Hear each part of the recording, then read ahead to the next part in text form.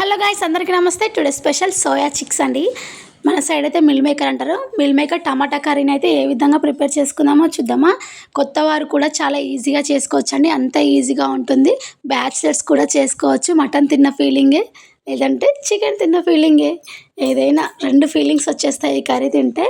కొందరు అయితే మసాలాతో కూడా చేస్తారు. నేనైతే ఆ విధంగా కాకుండా మసాలా చేసుకుంటేనేమో టైం ఎక్కువ పడుతుంది. ఈ విధంగా టమాటా కాంబినేషన్లో చేసుకుంటే చాలా అంటే చాలా ఈజీగా ఉంటుంది. వీటినైతే మనం ముందుగా అయితే హాట్ వాటర్లో వేసి ఒక 10 నిమిషాలు మూత పెట్టి వాటర్ నుండి సపరేట్ చేసుకోవాలండి. ఎందుకంటే మన స్మెల్ ఉంటే పోతుంది. ఫ్రై చేసామనుకోమండి, మొత్తం స్మెల్ అనేది పోయి పర్ఫెక్ట్గా అవుతాయండి. టేస్ట్ అనేది అద్భుతంగా ఉంటుంది.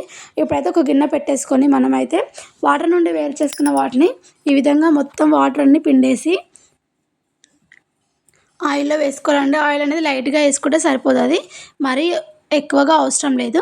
ఈ విధంగా వాటర్ మొత్తం పిండేసి సోయా మిల్ మేకర్ని యాడ్ చేసుకొని కొద్దిగా పసుపు యాడ్ చేసుకొని ఒక్కసారి అయితే కలిపేసుకుందాం. చూడండి, మంటను మీడియం ఫ్లేమ్లో పెట్టి చిన్నగా వేయించేసుకోండి. ఎంత చిన్నగా పెట్టి వేయించుకుంటే కర్రీ అనేది అంత టేస్టీగా ఉంటుంది. అస్సలు మాడనివ్వకండి. ఈ విధంగా వేయించేసుకొని సపరేట్ గిన్నెలోకి తీసేసుకుంటే సరే. నేనైతే కర్రీకి ఏమేమి కావాలంటే టమాటాను, ఆనియన్, పచ్చిమిర్చి, కరివేపాకు కట్ చేయవలసినవి ఈ విధంగా కట్ చేసి పెట్టేసుకున్నాను.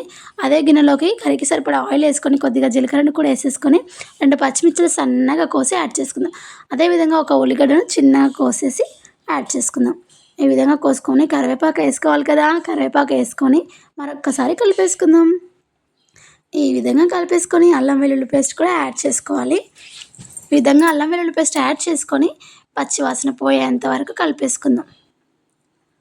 కలిపేసుకొని మనం ఇంతకుముందుకు మిల్ మేకర్ ఫ్రై చేసేటప్పుడు పసుపు యాడ్ చేసుకున్నాం కదా, కాబట్టి ఇప్పుడు లైట్గా యాడ్ చేసుకుంటే సరిపోతుంది.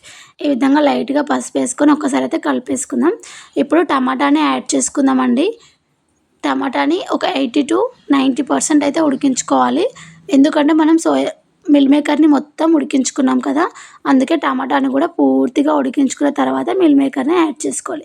ఇదే టైంలో మనం మిల్ మేకర్ని యాడ్ చేసుకుందాం. టమాటా మొత్తం ఉడికిపోయింది కదా, ఈ విధంగా మిల్ మేకర్లు మొత్తం టమాటాకి అబ్జర్వ్ చేసుకునే విధంగా కలిపేసుకుందామండి. కలిపేసుకొని ఒక 2-3 నిమిషాలు అయితే మూత పెట్టి ఉడికించుకుందాం. ఈ విధంగా మొత్తం కలిపేసుకొని సూప్ అనేది మొత్తం అనేది మిల్ మేకర్ అబ్జర్వ్ చేసుకునే విధంగా ఆయిల్ని కొద్దిసేపు ఫ్రై చేసుకొని ఇప్పుడైతే కారం వేసుకుందాం. రుచికి సరిపడా కారం, ఉప్పు కూడా యాడ్ చేసుకుందాం. ఈ విధంగా యాడ్ చేసుకొని మరొక్కసారి కలిపేసుకొని 2 నిమిషాలు అయితే మూత పెట్టేసి ఆ కారం అబ్జర్వ్ చేసుకున్నాక కొద్దిగా వాటర్ యాడ్ చేసుకుంటూ కలుపుకోవాలండి. ఒకేసారి వాటర్ పోస్తే కర్రీ అనేది లూజ్ అయిపోతుంది. కొద్దిగా వాటర్ యాడ్ చేసుకుంటూ కలుపుకోవాలి.